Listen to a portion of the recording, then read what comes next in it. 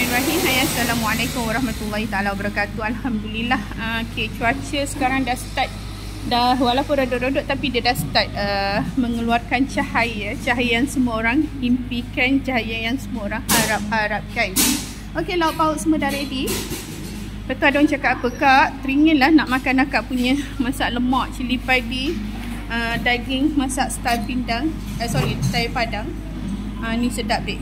Memang podah. So podah-podahnya tapi dia pedas lah. InsyaAllah sedap.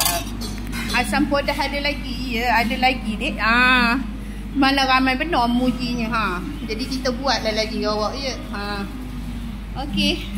Gulai daging masih ada. Daging kicap ada. Apa tu? Kita ada buat daging masak merah. Daging masak merah. Ala-ala Kak Mel. Awak mu janganlah tanya apa tak serupa macam dekat kedai tom yum. Tom yum lah. Kita gitu. Okey, Assalamualaikum.